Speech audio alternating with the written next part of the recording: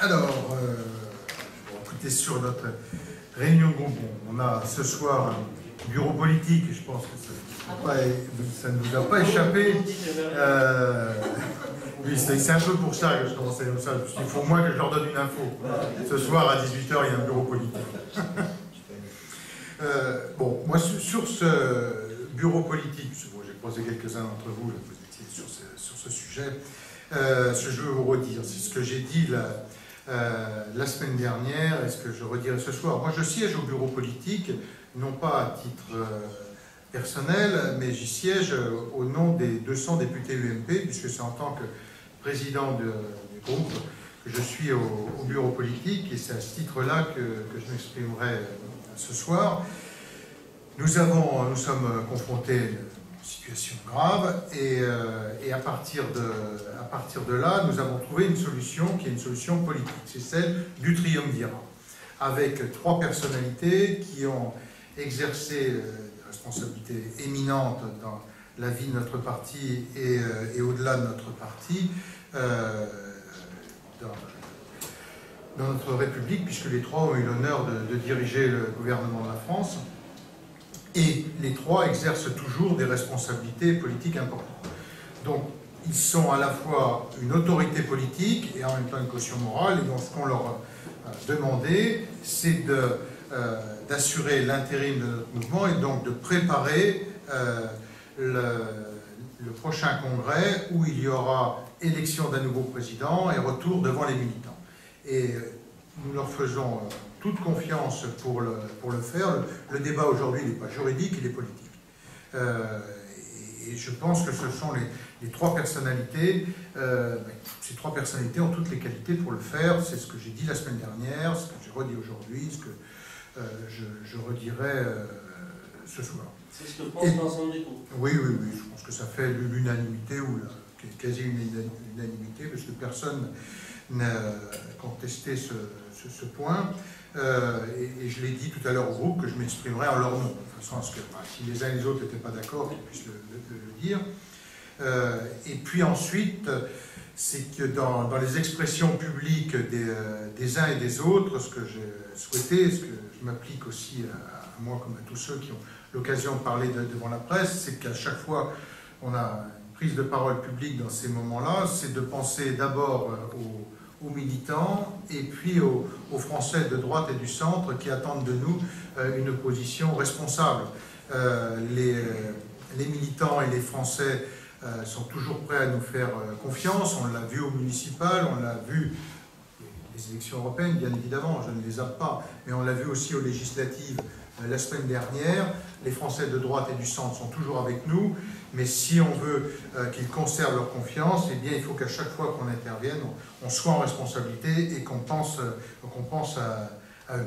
Voilà, c'est simplement ce que je peux vous dire. Donc pas de 4e homme ou femme, comme certains ont pu le suggérer. Le bureau politique décidera. Moi, je pense qu'on a pris une décision dans l'instance, après tout. Et ce soir, je pense que tout le bureau politique devra donner cette image de rassemblement dans les moments difficiles. Et le rassemblement n'interdit pas, bien évidemment, la concurrence qui est légitime, qu'il peut y avoir pour la présidence du parti, qu'il peut y avoir pour les primaires, c'est autre chose.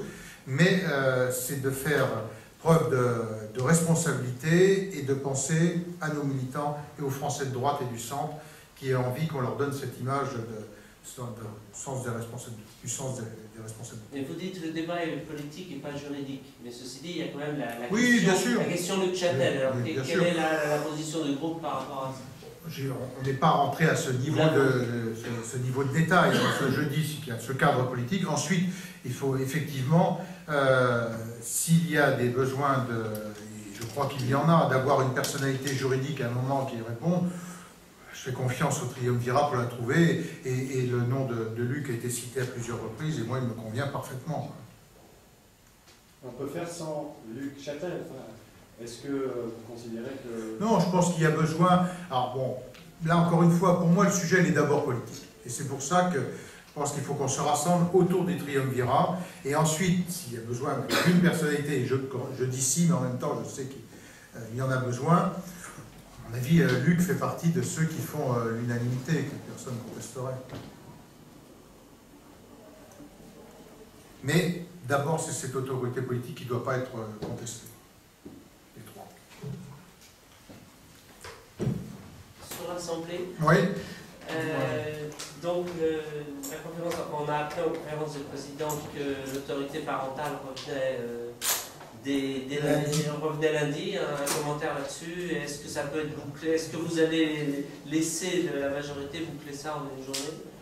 Ce texte, on est sur un texte qui est mal écrit, ça a été dit et beaucoup de socialistes l'ont dit, le président de la commission des lois s'en a à peine caché, il ne sera pas mieux écrit en le reprenant lundi après-midi et lundi soir. Quand on a un mauvais texte, soit le gouvernement le remet dans sa poche, soit on le renvoie en commission pour qu'il soit écrit.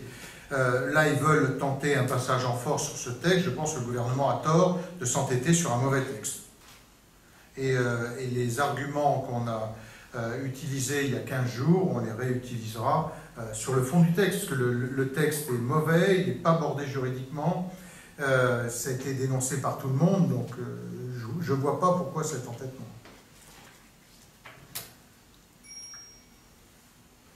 Les taxis vont arriver en session extraordinaire? Oui, je crois. Je dis je crois parce qu'on n'a pas de... Bon, on n'a pas de texte. Normalement, ce qui a été annoncé ce matin, c'est qu'a priori, la session extraordinaire finirait le 23 juillet. Mais bon, il y a le PLFR qui va être la semaine prochaine, la semaine du 15. On va avoir le retour du texte sur la territoriale. Donc, oui, j'en sais pas plus. Hein, si ce n'est que ça a été annoncé.